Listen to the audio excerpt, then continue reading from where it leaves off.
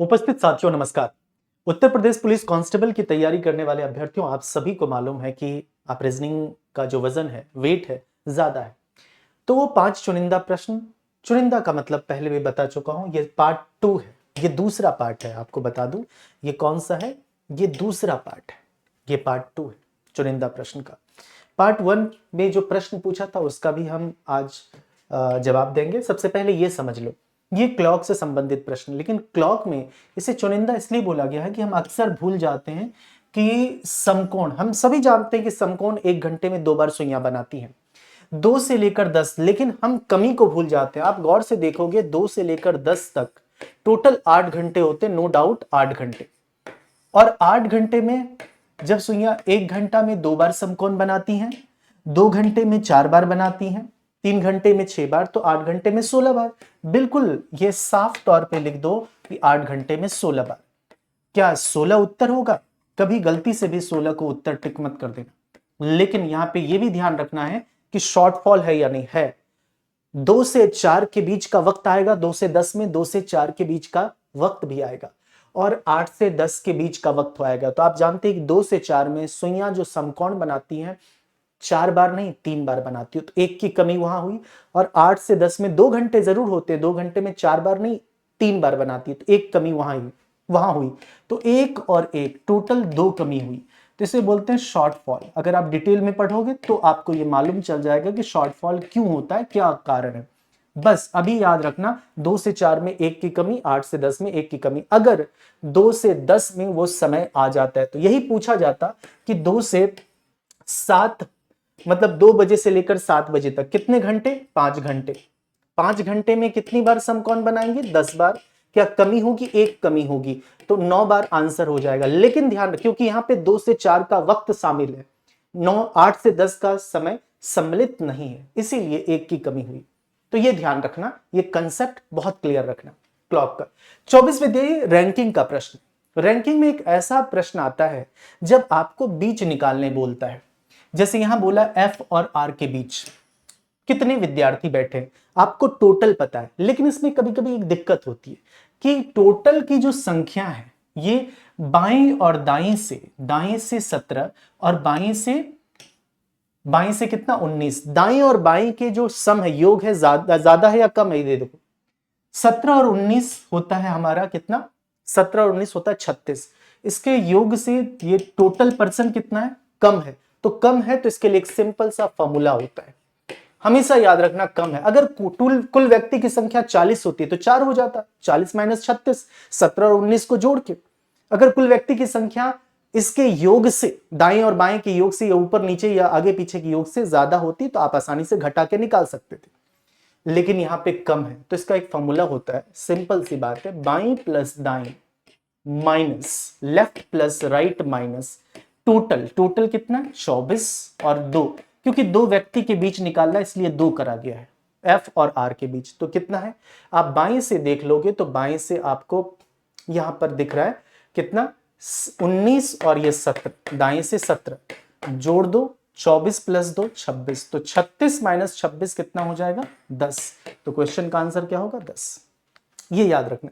ये एक वेन आरेख का प्रश्न है, वेन डायग्राम का एक प्रश्न है। ये कैसा प्रश्न है वेन डायग्राम का? अगर आप इसे गौर से देखोगे तो ये पिछले जो चुनिंदा प्रश्न में उसमें भी रखा गया था। इसमें पूछा जाएगा आपसे, वेन डायग्राम का इस्तेमाल करके उन स्टूडेंट्स को ढूंढें जो सिर्फ आउटडोर गेम खेलते हैं। यहां पे सिर्फ एक वर्ड लिखा है, मतलब केवल आउटडोर गेम खेलते हैं, वो आपको बताना है। तो सबसे पहली बात, हमारे पास इस तरह का वेन आरेख आप बना दिया। तो यहां पे क्या है? वीडियो गेम है। यहां पे क्या है? यहां पे इंडोर गेम है, और यहां पे क्या है? आउटडोर गेम है। ऐसे आपने आराम से चीजों को बना दिया। अब जैसे जैसे कहता है उसको पुट करते जाओ, और बस इस बात का ध्यान रखना, आउटडोर हमें केवल निकालना है। तो टोटल है हमारे पास 140। 60 स्टूडेंट को वीडियो गेम खेलना पसंद है, 60 को वीडियो गेम, और इंडोर गेम कितने को? इंडोर को 70, और आउटडोर कितना है? आउटडोर को 70 इंडोर को, और 75 आउटडोर को। ये आउटडोर गेम है 75। ये कर दिया आपने।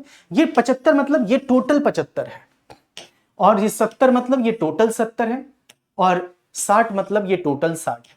इसमें सबसे इंपॉर्टेंट बात आपको हमेशा देखना होता है कि ये वाला हिस्सा 8 को सभी तरह के गेम पसंद है, तो 8 हमेशा यहां रख देना, आपका काम बन जाएगा, बस काम बन जाएगा।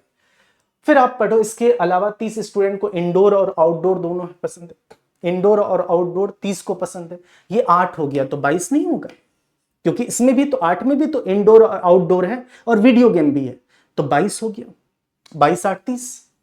फिर आगे है कि 18 को वीडियो गेम और आउटडोर पसंद है, 18 को वीडियो गेम और आउटडोर पसंद है, 8 है तो 10, 10 8 18। फिर आपके पास 42 को क्या है, गेम और वीडियो गेम और इंडोर गेम, 42 तो 34। आपका मूल जो टारगेट है वो ये है, केवल आउटडोर, आप केवल आउटडोर निकाल लोगे तो आपको पता है कि टोटल 75 है, और हमारे पास आउटडोर कितना आ रहा है 10 8 18, 18 और 22 कितना होता है 40, और ये टोटल 75 है, तो 75 में 40 घटा दोगे तो 35 आ जाएगा, आएगा ना। तो ये केवल 35 हो गया, ये केवल 35, और ये जो आउटडोर गेम है टोटल 75 है, और केवल आउटडोर गेम खेलने वाले केवल 35, ठीक है, इसमें कोई शामिल नहीं है, ना इंडोर और ना वीडियो गेम, तो 35 आंसर हो जाएगा।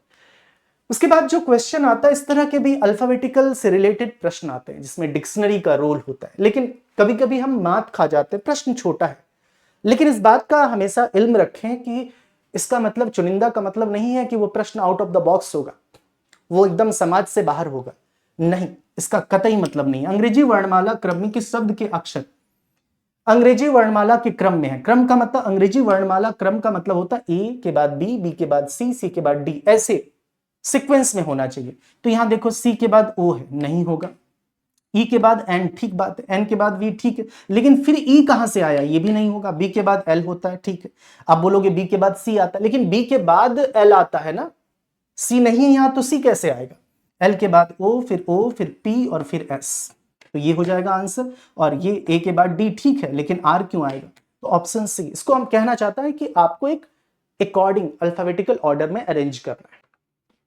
और ये जो प्रश्न है, ये प्रश्न है क्यूबिन क्यूबाइड का।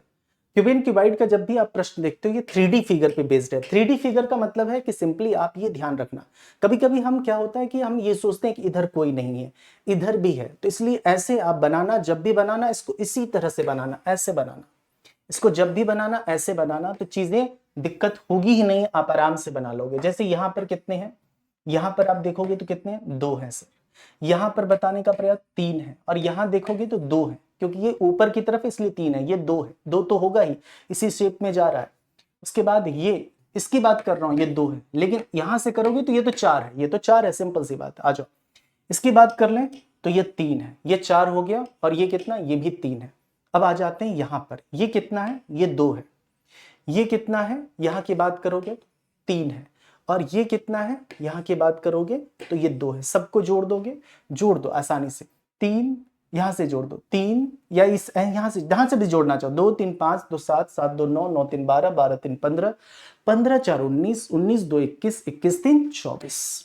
कभी कभी इसमें दिक्कत होती, 24 के बजाय आपका 23 आ जाएगा, हालांकि ऑप्शन में नहीं है, लेकिन मैं बता रहा हूं यही दिक्कत होती है। और ये सवाल जो मैंने पूछा था उसको ध्यान से देखो, ये सवाल क्या है, ये सवाल पूछा था x सप्ताह x दिनों में कितने दिन होंगे। इसका मतलब ऐसे सोच लो, x का मान 1 रख लो, तो एक बात बताओ, x सप्ताह, एक सप्ताह एक दिन में कितने दिन होंगे, तो जाहिर सी बात आप बोलोगे 8। x का मान तुम 2 रख लो, अब 2 रख लो, ठीक है, तो 2 सप्ताह 2 दिन में कितने दिन होंगे, 2 सप्ताह 2 दिन में कितने दिन, 2 सप्ताह में 14 दिन, 2 16। वो x का मान तुम 3 रख लो, तो क्या होगा, 3 सप्ताह 3 दिन में कितने दिन होंगे, 3 सप्ताह में 21 और 21 दिन 24 दिन। आप देख रहे हो ये क्या है, ये 8 का मल्टीपल आ रहा है, ये भी 8 का है और ये भी 8 का है। इसका मतलब है कि क्या होगा, 8x होगा, x के स्थान पे 1 2 3 कुछ भी रख सकते हो, इसलिए आंसर क्या होगा 8x। कितने दिन होंगे, 8x दिन होंगे।